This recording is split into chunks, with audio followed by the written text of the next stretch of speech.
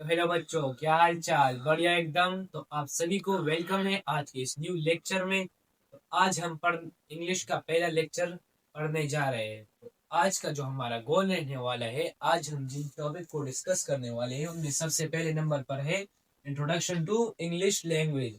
उसके बाद हम देखेंगे कि लैंग्वेज किसे कहते हैं, अल्फाबेट किसे कहते हैं। इसके अलावा letter, word, sentence, phrase, idiom और वर्ब के बारे में भी आज हम पढ़ने जा रहे हैं। तो चलिए बिना वक्त जाए किए शुरू करते हैं आज का अपना लेक्चर। चलिए स्टूडेंट्स, अब हम देखते हैं कि इंग्लिश किसे कहते हैं। तो basically English is a language.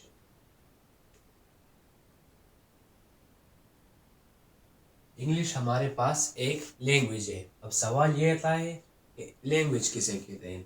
तो language is a source of communication. Language communication का एक जरिया है। इंग्लिश एक लैंग्वेज है और लैंग्वेज सोर्स ऑफ कम्युनिकेशन को कहते हैं, यानी कम्युनिकेशन करने का एक जरिया। अब यहाँ पर एक और सवाल पैदा होता है कि अब कम्युनिकेशन किसे कहते हैं। कम्युनिकेशन शेयरिंग को कहते हैं। किसे कहते हैं? शेयरिंग। अब ये शेयरिंग मुख्तलिफ चीज़ों की हो सकती है।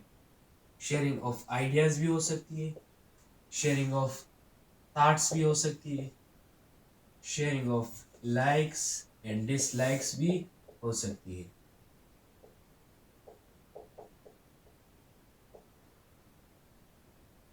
इंग्लिश हमारे पास एक लैंग्वेज है और language is a source of communication. Communication से मुराद शेयरिंग। अब ये शेयरिंग किसी भी चीज़ की हो सकती है। शेयरिंग ऑफ आइडियाज़ भी हो सकती है, शेयरिंग ऑफ थॉट्स भी हो सकती है and sharing of likes and dislikes भी हो सकती है। अब हम देखते हैं कि ये लैंग्वेज बनता किन चीज़ों से है। लैंग्वेज बेसिकली सेंटेंस से बनता है और सेंटेंस वर्ड से मिलकर बनता है और वर्ड्स लेटर से मिलकर बनता है और लेटर के बाद हमारे पास आता है अल्फाबेट। अब सवाल ये है कि अल्फाबेट कैसे कहते हैं। तो हमारे पास जितने भी लेटर्स है ABCD Z तक, इन सारे 26 लेटर्स के ग्रुप को हम अल्फाबेट बोलते हैं। इन 26 के 26 के ग्रुप को एक साथ अल्फाबेट बोलते हैं। इंग्लिश में हमारे पास एक इंग्लिश में हमारे पास अल्फाबेट्स वर्ड्स एग्जिस्ट ही नहीं करता। यहाँ पर हमारे पास सिर्फ अल्फाबेट है, अल्फाबेट्स नहीं, क्योंकि इस लेटर्स के ग्रुप को ही अल्फाबेट बोलते हैं। मैं आप और एक एक लेटर को लेटर ही बोलते हैं। मेरा मतलब ABC के सारे ग्रुप को अल्फाबेट बोलते हैं और एक ABCD इन को अलग अलग लेटर बोलते हैं। मैं आपको एक एग्जांपल के जरिए समझाता हूँ। मैं आपके क्लास में आया, आपके क्लास का नाम है सपोज क्लास 11 आपके क्लास का नाम है। मैं जैसे ही क्लास में आया, एक स्टूडेंट को पॉइंट आउट किया कि है क्लास 11 हाउ आर यू। ए क्लास 11 तू कैसा है। क्लास तो वो जवाब में मुझे क्या बोलेगा, सर मैं तो क्लास 11 नहीं, मेरा नाम तो फहद है। और क्लास 11 तो हमारे सारे स्टूडेंट्स के ग्रुप का नाम है। इसी तरह ही ABC के सारे ग्रुप को अल्फाबेट बोलते हैं और हर एक को अलग अलग लेटर बोलते हैं। तो अल्फाबेट्स क्या हुआ? तो अल्फाबेट्स किसे कहते हैं? Group of alphabet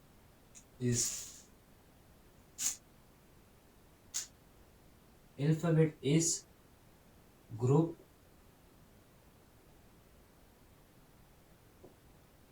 of letters.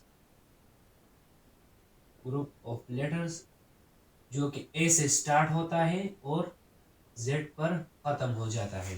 Alphabet group of letter से जो कि A से स्टार्ट होकर Z पर खत्म हो जाता है। अब लेटर के हमारे पास दो टाइप्स है।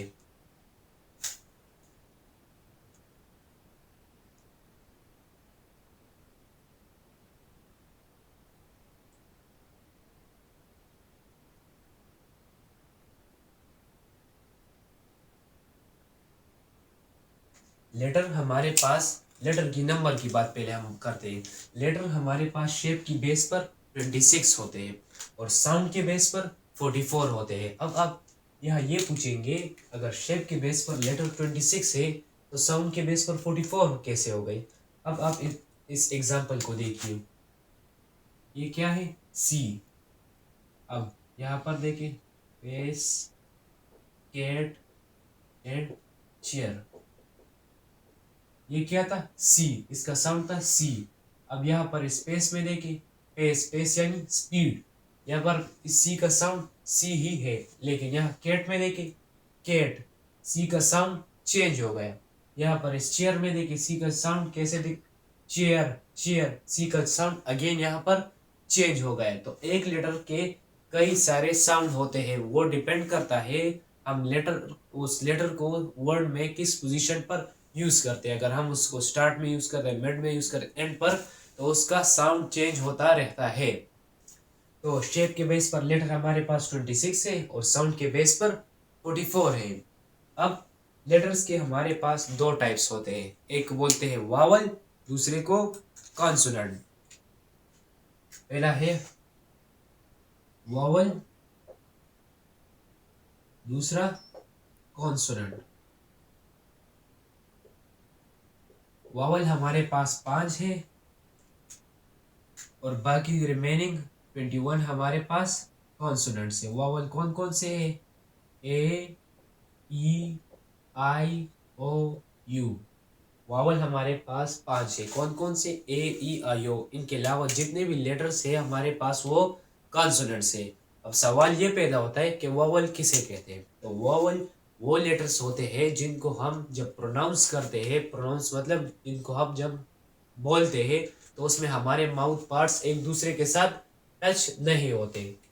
और कॉन्सोनेंट को जब हम प्रोनाउंस करते हैं तो उसमें हमारे माउथ पार्ट एक दूसरे से टच होते हैं। In the pronunciation of vowel mouth parts don't touch each other, and in the pronunciation of consonants mouth parts touch each other। एक तो ये डिफिनेशन हो गई। दूसरी इसकी ये भी डिफिनेशन हो सकती है, जब हम वावल को प्रोनाउंस करते हैं तो माउथ पार्ट फ्रीली मूवमेंट करते, वो आसानी से मूव करते, लेकिन जब हम कॉन्सोनेंट्स को प्रोनाउंस करते हैं तो माउथ पार्ट इतने फ्रीली मूव नहीं कर सकते, उनमें थोड़ा स्ट्रेन आ जाता है, थोड़ी मुश्किल से माउथ पार्ट्स मूव करते हैं। इसके बाद वाला पॉइंट ये है कि वावल से पहले हम ए एन एन लगाएंगे, लेकिन कॉन्सोनेंट से पहले हम आ लगाएंगे, आ। तो ये रहा, ये हुआ वावल और कॉन्सोनेंट। इसके अलावा हमारे पास एक और टाइप ऑफ लेटर भी आता है जिसे सेमी वावल कहते हैं, सेमी वावल, जिसमें कुछ फीचर वावल के होते हैं और कुछ कॉन्सोनेंट के। अब लेटर्स जब मिल जाते हैं तो उनसे वर्ड बनता है। तो वर्ड की डिफिनीशन क्या होगी, अ combination of words, a combination of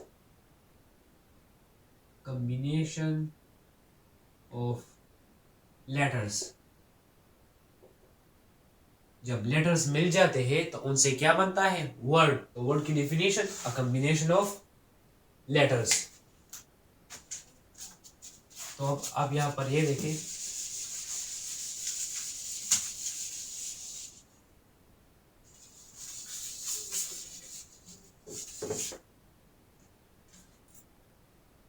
word a combination of letters. तो यहां पर आप ये देखें,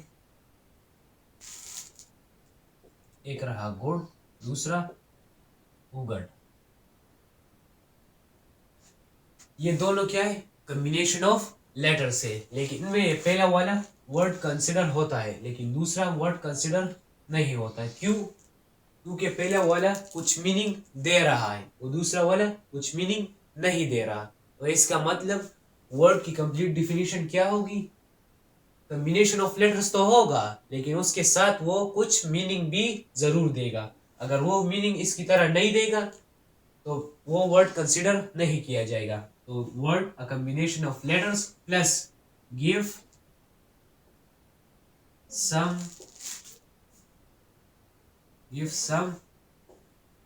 मीनिंग। तो वर्ड की कंप्लीट डिफिनीशन ये होगी कि कॉम्बिनेशन ऑफ वर्ड भी होगा, कॉम्बिनेशन ऑफ लेटर्स भी होगा और उसके साथ कुछ मीनिंग भी देगा। अब वर्ड के हमारे पास 3 टाइप्स है। सबसे पहला लेक्सिकल, लेक्सिकल वर्ड, दूसरा डीलेक्सिकल, तीसरा ग्रामेटिकल। वर्ड की हमारे पास 3 टाइप्स है। सबसे पहला लेक्सिकल, दूसरा डीलेक्सिकल, तीसरा ग्रामेटिकल। लेक्सिकल वो वर्ड होता है जो डिक्शनरी मीनिंग देता है, जो डिक्शनरी मीनिंग दे। लेक्सिकल वर्ड की मीनिंग डिक्शनरी से मिलती है। दूसरा है डीलेक्सिकल वर्ड। डीलेक्सिकल वर्ड वो होता है जो नॉन डिक्शनरी मीनिंग दे, नॉन डिक्शनरी मीनिंग दे। इसके बाद इसे एसोसिएटिव भी बोलते हैं, इसे एसोसिएटिव भी बोलते हैं। इसके बाद हमारे पास आता है ग्रामेटिकल वर्ड। ग्रामेटिकल वर्ड से मुराद ये है, अगर हम उसका पार्ट्स ऑफ स्पीच चेक करें। अब मैं इन सब को आपको एग्जाम्पल के जरिए समझाता हूँ। आप यहाँ पर देखें, सबसे पहले एग्जाम्पल है a line is coming. Second number पर है ही इज अ लाइन।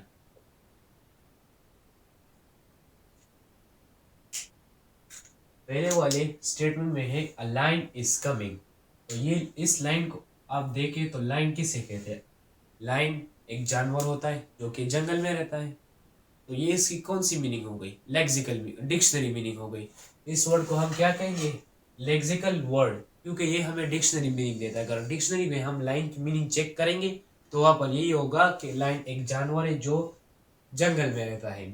अब इस दूसरे स्टेटमेंट में देखिए, ही इज अ लाइन। इसका क्या मतलब हुआ? कि वो एक जानवर है जो कि जंगल में रहता है? नहीं, बिल्कुल भी नहीं। यहाँ पर लाइन से मुराद वो जानवर वाला लाइन नहीं। यहाँ पर हम डिक्शनरी मीनिंग मुराद नहीं लेंगे, यहाँ पर हम नॉन डिक्शनरी मीनिंग लेंगे। और वो क्या होगी कि वो लाइन की तरह बहादुर है। ही इज अ लाइन, यानी वो लाइन की तरह बहादुर है, ना कि वो जंगल में रहने वाला जंगली जानवर है। सही है। तो यहाँ पर लाइन एक डी लेक्सिकल वर्ड है, नॉन डिक्शनरी मीनिंग दे रहा है। तीसरा है ग्रामेटिकल वर्ड। अब ग्रामेटिकल वर्ड उसे कहते हैं अगर हम यही यही क्या है? एक प्रोनाउन है। ये क्या है? प्रोनाउन है। इज वर्ब है। आ आर्टिकल है। यहाँ पर ये लाइन नाउन है। जब हम किसी वर्ड की ग्रामेटिकल कैटेगरी फाइंड करें कि ग्रामर के लिहाज से ये क्या चीज है, तब वो वर्ड ग्रामेटिकल वर्ड बन जाता है। तो फिर से सुने, वर्ड के 3 टाइप्स है। सबसे पहला लेक्सिकल, जो कि डिक्शनरी मीनिंग देता है। उसके बाद में डीलेक्सिकल वर्ड, जो कि नॉन डिक्शनरी मीनिंग देता है। और फिर है ग्रामेटिकल वर्ड, जो जो कि पार्ट्स ऑफ स्पीच में या ग्रामर की कैटेगरी को डिफाइन करता है कि वो कौन सी कैटेगरी से बिलोंग करता है। अब जब मुख्तलिफ वर्ड्स मिल जाते हैं तो वो क्या बनाएंगे? सेंटेंस बनाएंगे। तो सेंटेंस की डिफिनीशन क्या हो जाएगी कि sentence is a group of words. Sentence is a combination of words. Sentence क्या है? एक कॉम्बिनेशन ऑफ वर्ड्स है। तो अब यहाँ पर आप देखें, ओके, बाय, यस, नो। अब क्या ये भी एक सेंटेंस कंसिडर किया जाएगा? क्योंकि आपने तो बोला अ कॉम्बिनेशन ऑफ वर्ड्स को हम क्या बोलते हैं? सेंटेंस। नहीं, बिल्कुल भी नहीं, इसको हम सेंटेंस नहीं कहेंगे। क्यों? क्योंकि ये हमें कोई मीनिंग ही नहीं दे रहा, इसलिए ये सेंटेंस नहीं कंसिडर किया जाएगा। तो इसमें डिफिनीशन में दूसरा पार्ट कौन सा होगा? ये कंप्लीट मीनिंग भी देगा। कॉम्बिनेशन ऑफ वर्ड होगा लेकिन कंप्लीट मीनिंग भी देगा। कंप्लीट मीनिंग भी देगा। इसके बाद एक तीसरा पॉइंट भी इसमें आता है, वो क्या होगा कि ये लॉजिकल होगा। लॉजिकल का मतलब, अगर मैं आपसे कहूँ कि a dog bytes a man, एक कुत्ते ने एक आदमी को काटा, तो ये आप लोग ये सेंटेंस मेरे साथ मान लेंगे, बिल्कुल मान लेंगे। लेकिन अगर मैं आपको ऐसे कहूँ कि a man bytes a dog, तो क्या आप लोग ये मानेंगे एक इंसान ने कुत्ते को काटा? नहीं, क्योंकि वो इलॉजिकल है, कोई सेंस ही नहीं दे रहा। तो थर्ड नंबर पर पॉइंट है कि sentence must be logical, combination of words होगा, कंप्लीट मीनिंग देगा और लॉजिकल होगा। सही है।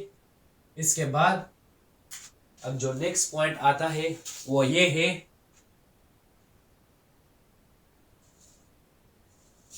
अब नेक्स्ट पॉइंट को देखिए।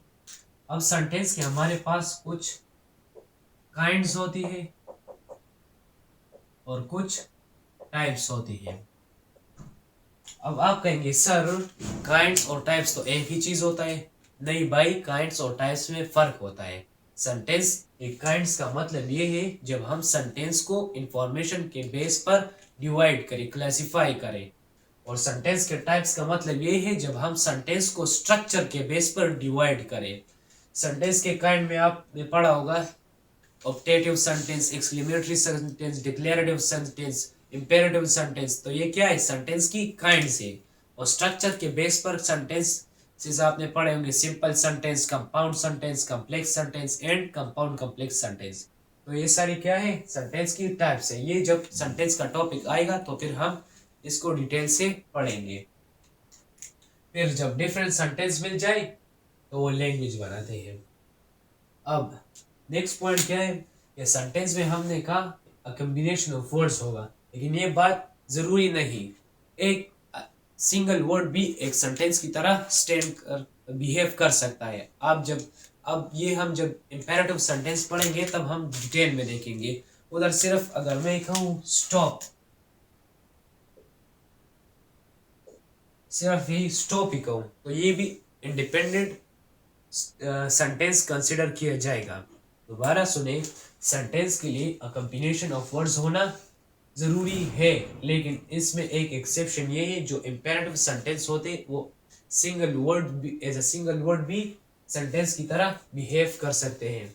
सेम वर्ड में भी, वर्ड में हमने क्या पढ़ा कि ये कॉम्बिनेशन ऑफ लेटर्स होंगे, लेकिन आप यहाँ पर देखें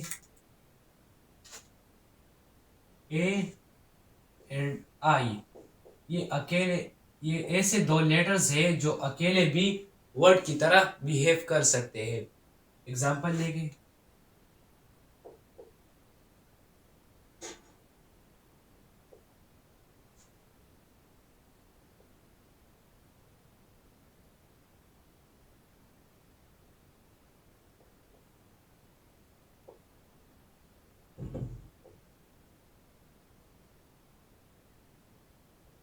अब आप इधर देखें, यहाँ पर अ बुक, अ बुक में यहाँ पर ए जो है वो अकेले एक वर्ड की तरह बिहेव कर रहा है। और बॉल में देखें, ये ए क्या है? एक लेटर है, यहाँ पर ए वर्ड नहीं। तो आप कैसे पहचानेंगे ए कब लेटर होगा और कब वर्ड होगा? तो ए जब अकेले यूज किया जाए, जब अकेले यूज किया जाए तो ये एक वर्ड होगा, लेकिन जब ये अदर लेटर के साथ मिलकर एक अलग वर्ड बनाए तब ये लेटर कंसिडर किया जाए। ए जब अकेले यूज किया जाए तब ये एक वर्ड होगा, लेकिन जब दूसरे लेटर के साथ कंबाइन हो तब ये लेटर कंसिडर किया जाएगा। इसी तरह आई को देखे, आई, आई जब अकेले यूज होगा, आई एम कमिंग, आई जब अकेले यूज होगा तो यहाँ पर ये एक वर्ड कंसिडर किया जाएगा, लेकिन जब ये दूसरे लेटर के साथ कंबाइन हो जाएगा तब ये लेटर होगा। जब ये अकेले यूज होगा तब ये वर्ड होगा, लेकिन जब ये अदर लेटर के साथ मिल जाएगा तब ये लेटर कंसिडर किया जाएगा। अच्छा, अब आप दूसरे, आपको मैं एक एग्जांपल लेता हूँ।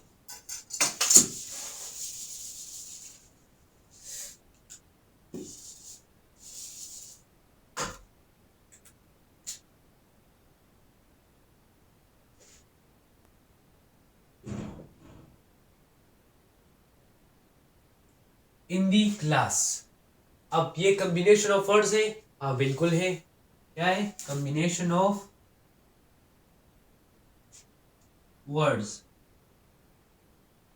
इन दी क्लास। कॉम्बिनेशन ऑफ वर्ड्स है, बिल्कुल कॉम्बिनेशन ऑफ वर्ड्स है। क्या ये कंप्लीट मीनिंग दे रहा है? नहीं, कंप्लीट मीनिंग, कुछ मीनिंग तो दे रहा है लेकिन कंप्लीट मीनिंग नहीं दे रहा, तो इनकम्प्लीट मीनिंग।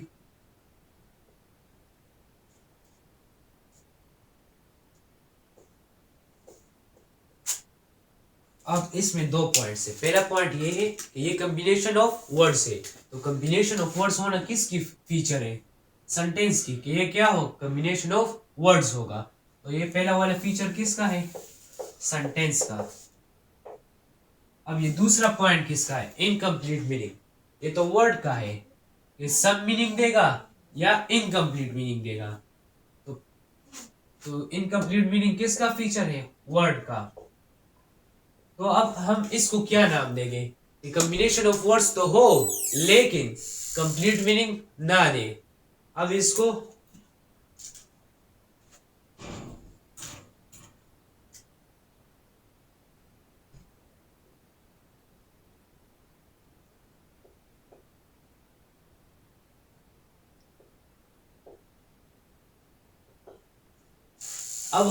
दो नाम देंगे, एक फ्रेज, दूसरा इडियम। दोनों क्या होते? कॉम्बिनेशन ऑफ वर्ड्स होते लेकिन कंप्लीट मीनिंग नहीं देते। अब इन दोनों में फर्क क्या हुआ? फ्रेज और इडियम में फर्क क्या हुआ? वही फर्क जो लेक्सिकल और डिलेक्सिकल वर्ड में था। फ्रेज हमें डिक्शनरी मीनिंग देता है, फ्रेज हमें डिक्शनरी मीनिंग देता है,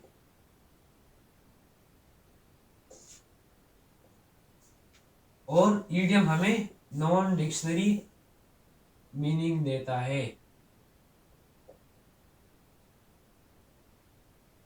फ्रेज हमें नॉन डिक्शनरी मीनिंग देता है, फ्रेज हमें डिक्शनरी मीनिंग देता है और इडियम हमें नॉन डिक्शनरी मीनिंग देता है। अब इसको देखिए, इन द क्लास, क्लास के अंदर या क्लास में, तो ये क्या हुआ? इसका डिक्शनरी मीनिंग हुआ। तो ये हमारे पास एक फ्रेज है। अगर मैं आपको कहूं या चलो आप मुझसे पूछे हाउ आर यू, तो मैं आपको जवाब में बोलूं I am in the sky, in the sky. अब इसका हरगिज ये मतलब नहीं कि मैं आसमान में हूं, इसका मतलब ये है कि मैं बहुत खुश हूं, मैं बहुत मजे में हूं। तो इससे हमने डिक्शनरी मीनिंग मुराद नहीं ली। इसकी डिक्शनरी मीनिंग क्या है? मैं आसमान में हूं, लेकिन ये मीनिंग हमने मुराद नहीं ली। यहाँ से हमने कौन सी मीनिंग ली? कि मैं बहुत खुश हूं। ये एक नॉन डिक्शनरी मीनिंग है। तो ये हमारे पास क्या हुआ? ईडियम हुआ। ये फ्रेज हुआ और ये ईडियम हो गया। अब इसके साथ आपने एक और वर्ड भी सुना होगा, प्रोवर्ब का। अब प्रोवर्ब किसे कहते हैं? Proverb. So proverb is a sentence of wisdom. A sentence of wisdom. Proverb एक ऐसा सेंटेंस होता है जिसमें किसी विजडम की बात की गई हो। फ्रेज, ईडियम, प्रोवर्ब, इन तीनों में फर्क वाज़ेह हो गया। अच्छा, तो ये था आज का हमारा लेक्चर, इंग्लिश का इंट्रोडक्टरी लेक्चर। इसमें हमने ये पढ़ा कि इंग्लिश किसे कहते हैं, लैंग्वेज के सेंटेंस से बनता है और सेंटेंस वर्ड से, वर्ड्स लेटर और लेटर अल्फ़ाबेट के पार्ट होते हैं। अल्फ़ाबेट और अल्फ़ाबेट्स का क्या सीन है, फ्रेज, इडियम और प्रोवर्ब में क्या डिफरेंस है। तो यहाँ पर आज का हमारा लेक्चर ख़त्म होता है। तो फिर हम मिलते हैं अगले लेक्चर में।